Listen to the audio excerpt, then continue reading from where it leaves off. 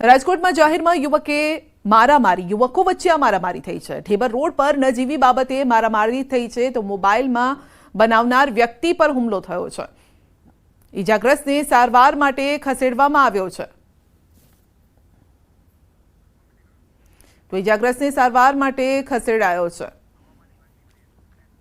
सीधा जी अपने ले जैसू हवामान विभाग की प्रेस कॉन्फ्रेंस। टेम्परेचर 24 आवर्स में 9 लाख सेंज में रहेगा। उसके बाद 2 से 3 डिग्री की बढ़ोतरी का पूर्वानुमान है और मिनिमम टेम्परेचर में भी 2 से 3 डिग्री की बढ़ोतरी का पूर्वानुमान है आने वाले 5 दिनों के लिए।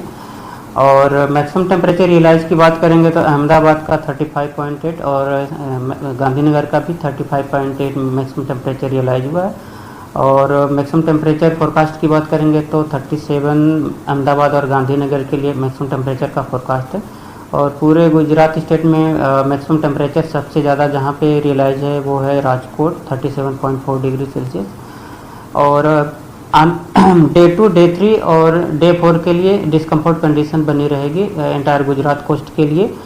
और जो विंड प्रिवेल करेगी आज के लिए पूरे गुजरात लैंड रीजन पे उसकी डायरेक्शन होगी north westerly to northerly wind prevail करेगी।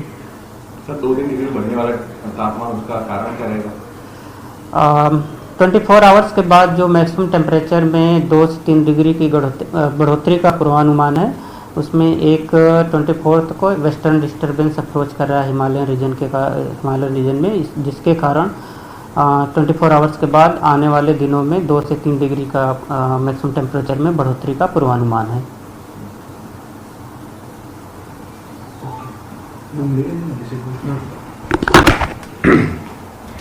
આવનારા સમયમાં 2 થી 3 ડિગ્રી તાપમાન વધી શકે છે। તેનો મતલબ એ છે કે ગરમી વધવાની છે। માટે બપોરે બહાર નીકળો તો ધ્યાન રાખજો। સુરતમાં એક બાળકનું ઝાડા ઉલટીના કારણે મોત થઈ ગયું છે। માટે બાળકોને બપોરે ઘરની બહાર નીકળવાનું બાળકો માટે ખાસ સાવચેતી રાખવી જરૂરી છે। મોટેરાઓએ પણ બપોરે ઘરની બહાર ન નીકળવું, ખાસ કરીને 12 વાગ્યાથી 4-5 વાગ્યા સુધી ઘરની અંદર રહેવું, કામ સિવાય બહાર ન નીકળવું। વડોદરામાં તલવારથી કેક કાપવી પડી છે ભારે। પોલીસે યુવકને ભણાવ્યો છે કાયદાનો પાઠ। તલવારથી કેક કાપતો વિડીયો વાયરલ થયો છે। પોલીસે ક્રિસ મુલાણીની કરી છે ધરપકડ। તો તલવારથી કેક કાપતો હતો અને વિડીયો તેણે બનાવ્યો છે આ પ્રકારનો। આ સાથે ડ્રોફ જમાવવાનો પ્રયત્ન કરતો હતો આ નબીરો, પરંતુ પોલીસે તેની શાન ઠેકાણે લાવી દીધી। વડોદરામાં પાડોશીઓ વચ્ચે થયેલ બબાલનો મામલો છે અને ખાડકુવા માટે પાડોશી વચ્ચે ઝઘડો થયો હતો। યુવકની હત્યા કરવામાં આવી હતી અને પોલીસે હત્યાનો ગુનો નોંધી મહિલા સહિત 3 આરોપીની ધરપકડ કરી। હત્યારા પાડોશી પ્રવીણભાઈ પંચાલ, શીતલ પંચાલ અને રમેશભાઈ સિખલીગરની ધરપકડ કરાઈ છે। તો ઉલ્લેખનીય છે કે પાડોશી તેમજ મૃતક યુવક વચ્ચે ખાડકુવા માટે ઝઘડો થયો હતો ને જેમાં મૃતક યુવક પિયુષ રાઠોડને પાડોશી પ્રવીણભાઈ અને તેમની પત્ની તેમજ બનેવી દ્વારા ગળદાપાટુનો માર મારવામાં આવ્યો, જેના કારણે તેનું મોત થયું। ચાલુ વર્ષે મોંઘા બિયારણો અને ખાતર લાવી ખેડૂતોએ બટાકાનું મોટા પ્રમાણમાં વાવેતર કર્યું અને આ વર્ષે બટાકાના પાકને વાતાવરણ અનુકૂળ આવતા ઉત્પાદન પણ મોટા પ્રમાણમાં થયું। પરંતુ જ્યારે બટાકા કોલ્ડ સ્ટોરેજમાં મૂકવાનો સમય આવ્યો ત્યારે સ્ટોરેજમાં બટાકા મૂકવાની કેપેસિટી ન હોવાના કારણે ખેડૂતોની હાલત અત્યારે કફોડી થઈ છે। તો ખેડૂતોના બટાકા ખેતરોમાં જ રઝળી રહ્યા છે। ખેડૂતોનું કહેવું છે કે કોલ્ડ સ્ટોરેજના સંચાલકો વેપારીઓના બટાકાનો સંગ્રહ કોલ્ડ સ્ટોરેજમાં કરી मनमानी કરી રહ્યા છે।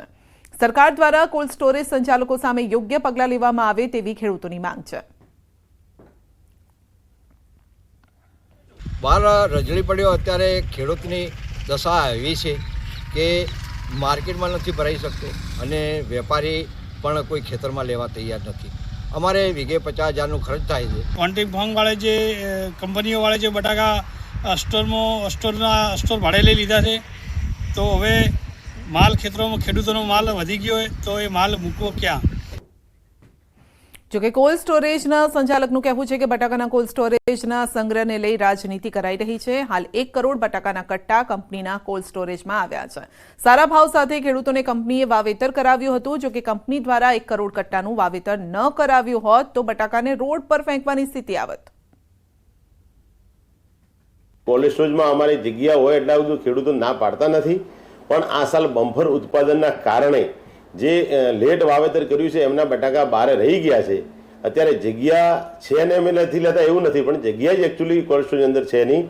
ને બીજી વાત છે કે કંપનીઓના બટાકા લે છે ને ખેડૂતના નથી લેતા, એ પણ એવું પણ નથી.